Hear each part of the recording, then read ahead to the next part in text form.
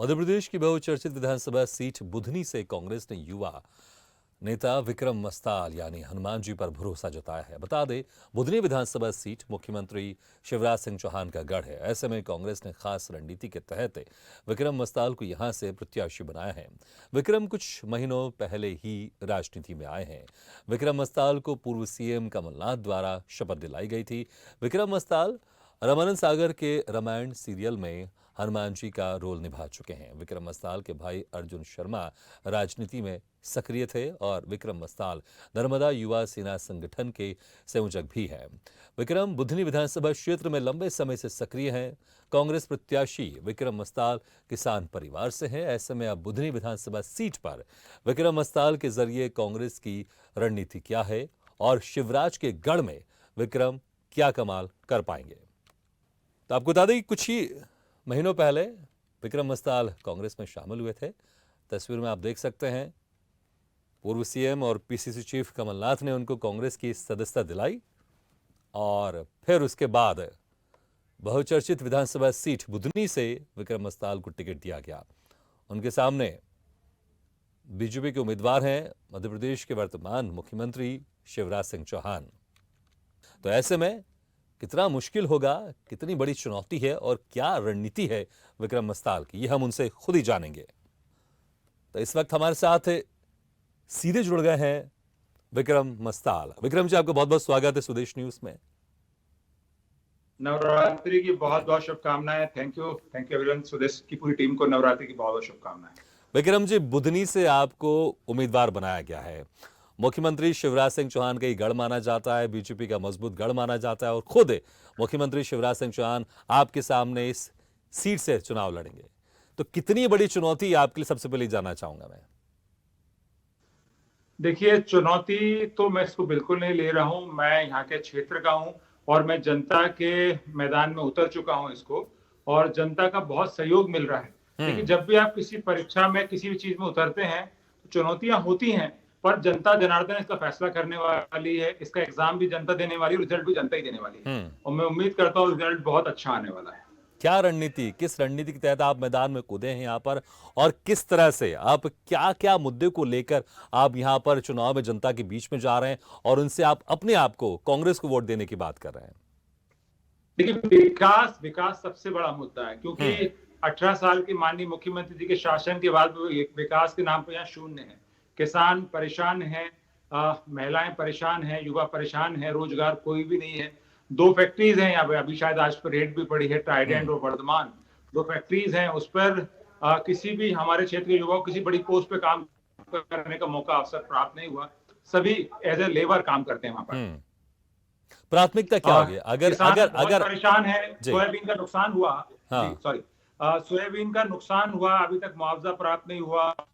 अभी तक यहाँ पर कोई इंजीनियरिंग कॉलेज नहीं है, मेडिकल कॉलेज नहीं है, कोई नर्सिंग कॉलेज नहीं है, कोई ऐसी व्यवस्था नहीं है, कोई कृषि कॉलेज नहीं है। विकास किसे कहते हैं? 20 साल के बाद आपको ख्याल आया कि यहाँ पर मेडिकल कॉलेज बनाना चाहिए, तो शायद 20 साल के बाद वो बनेगा। तो आज भी यहाँ किसान खाद बीज के लिए परेशान है, पैसा समय पे वो किसान फसलों का मिल नहीं रहा है, बच्चों को रोजगार नहीं मिल रहा है। तो आप किस बात को विकास करते हैं?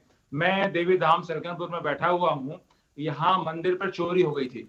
6 बोरियां जाती हैं, 2 बोरियां आती हैं। जो लोग भगवान की रक्षा नहीं कर पा रहे हैं, देवी की रक्षा नहीं कर पा रहे हैं, तो जनता की रक्षा क्या करेंगे? ठीक है, लेकिन विक्रम जी, आपकी प्राथमिकता क्या होगी अगर आप जीतते हैं यहाँ से? हालांकि बड़ा यहाँ पर कांटे का मुकाबला देखने को मिलेगा। हालांकि ये बीजेपी का गढ़ रहा है, लेकिन आप जैसे कह रहे हैं चुनौती कुछ नहीं है, इसलिए मैं आपके हिसाब से कह रहा हूं अगर आप जीतते हैं तो आपने बहुत सारे आपने गिनाए यहाँ की जो समस्या है, लेकिन प्राथमिकता क्या होंगी? वो 3-4 प्राथमिकताएं। देखिए, मैं स्वयं किसान परिवार से हूं, तो किसानों का सशक्तिकरण, उनको मजबूत करना मेरी प्राथमिकता होगी। युवाओं को रोजगार मिले। मैं आपसे सीधी बात में ये कहूंगा, जो छिंदवाड़ा मॉडल है, छिंदवाड़ा के जो विकास है, मेरे माननीय कमलनाथ जी, मेरे गुरु जी का जो छिंदवाड़ा मॉडल है, वो वाला पैटर्न बुधनी में आना चाहिए। अगर वो पैटर्न यहाँ आएगा तो लोगों का बहुत विकास होगा। यहाँ पर 20 साल में ऐसे कोई बांध का निर्माण नहीं हुआ है, कोई जल की व्यवस्था नहीं हुई है, तो कोई कोल्ड स्टोरेज का कोई बड़ा सा नहीं है, मतलब बहुत सारी अच्छे मेडिकल कॉलेज यहाँ पे नहीं है, कोई इंजीनियरिंग कॉलेज। मैं चाहूंगा कि रोजगार मिले, बच्चों को अच्छी शिक्षा मिले।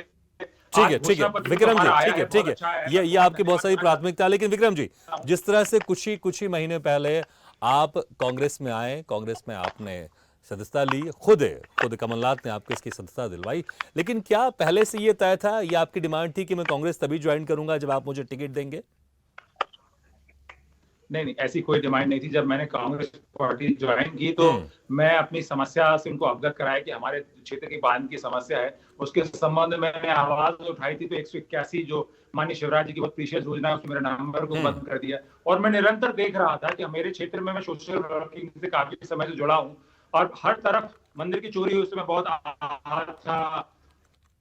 जिस तरह से हर चीजों को लेकर बहुत मैंने माननीय कमलनाथ जी से मुलाकात की, तो मैंने सिर्फ ज्वाइन किया था। बाद उन्होंने मुझे नर्मदा सेवा सेना का समन्वयक बनाया, जिसके अंदर कम से कम पूरा प्रदेश आता है। और मैंने कहा कि पहले मैं बुधनी में काम करना चाहता हूँ। शायद मैं बुधनी में निरंतर सारे ग्रामों में जा रहा था, वहां की समस्याओं से अवगत हो रहा था। और क्योंकि मैं एक्टिंग करता रहा, पर मैं अपने गांव से जुड़ा रहा, मैं खेती किसानी परिवार से हूँ, तो खेती किसानी जुड़ा रहा, लोगों से जुड़ा रहा, तो यहाँ के एम्बियंस से, यहाँ की समस्याओं से बहुत अच्छी से अवगत हूँ। 3 पीढ़ियां मेरी यहीं पे रही हैं और मैं यहीं के स्कूल में पढ़ा हूँ, यहीं के कॉलेज में पढ़ा हूँ। तो मुझे इस बात का यहाँ का आइडिया है। शायद इसी कारण, और मैं धन्यवाद देना चाहता हूँ अपने शीर्ष नेताओं का, कांग्रेस पार्टी का, माननीय कमलनाथ जी का, तो उन्होंने मुझे अवसर प्राप्त कराया। ठीक है, लेकिन हालांकि एक दो सवाल और पूछूंगा। जब आपको पता चला कि आपको टिकट मिला है कांग्रेस की तरफ से, क्या आप किस तरह का रिएक्शन था? क्योंकि ये वो सीटें जहां बीजेपी का गढ़ माना जाता है और वर्तमान मुख्यमंत्री के सामने आपको उम्मीदवार के तौर पर खड़ा किया गया है, किस तरह का रिएक्शन था आपका? जी, पहली बात तो मैं जब पहली सूची आने वाली थी, मुझे मालूम था, हर जगह न्यूज चैनल पर जगह आ रहा था, तो मैं उस दिन रोज की तरह मैं हनुमान मंदिर जा रहा था। लोगों ने मुझे, किसी ने फोन किया कि पहली सूची आ गई, तो मैंने किसी मेरे जानने वाले पत्रकार से कहा, मुझे मालूम है पहली सूची आने वाली, आ गई होगी। चलिए भाई, पहली सूची में आपका नाम आ गया। सो सरप्राइजिंग, इतिहास में पहली बार बुधनी पहली सूची में आया, उसके लिए धन्यवाद। नवरात्रा के शुभ दिन, पहले दिन में मुझे मौका मिला है, तो आई एम सो सरप्राइज। और मुझे जब लगा, मैं खुशी के साथ साथ जिम्मेदारी भी आई कि मुझे यहाँ 2 लाख। ठीक है। एक आखिरी सवाल विक्रम, एक आखिरी सवाल, जैसे आपने कहा, आपने उस वक्त गुरुजी के आपने शब्द का इस्तेमाल किया कमलनाथ जी को लेकर, और कमलनाथ जी कहा जाता है कि वो हनुमान जी के भक्त हैं, और आपने टीवी सीरियल में हनुमान जी का किरदार निभाया। तो क्या आप कमलनाथ के हनुमान बन के आप बुधनी को फतह करेंगे? आप देखिए, हम हनुमान जी तो सभी के हैं, जो हनुमान जी की श्रद्धेय सेवा करता है।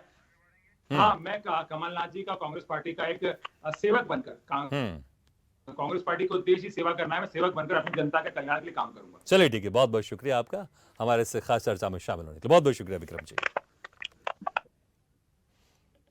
तो ये थे, आप सीधे तौर से आप देख रहे थे विक्रम अस्ताल, जिनको बुधनी से कांग्रेस ने टिकट दिया है, और उनके सामने है वर्तमान मुख्यमंत्री शिवराज सिंह चौहान। तो देखना होगा किस तरह से चुनौतियों को स्वीकार करते हुए और दमखम के साथ मैदान में उतरे हैं, और क्या कुछ उम्मीद उन्होंने बताई। उन्होंने कहा कि चुनौती नहीं है, लेकिन हालांकि ये बीजेपी के गढ़ माना जाता है, और देखना होगा कि कितनी ये कांटे की टक्कर दे पाते हैं मुख्यमंत्री शिवराज सिंह चौहान को। ऐसे वीडियो के लिए लाइक करें, शेयर करें, फॉलो करें, और यूट्यूब पर जाकर सब्सक्राइब करें, और बेल आइकन को दबाना ना भूलें। और ताजा तरीन अपडेट के लिए स्वदेशलाइव.com पर जरूर जाएं।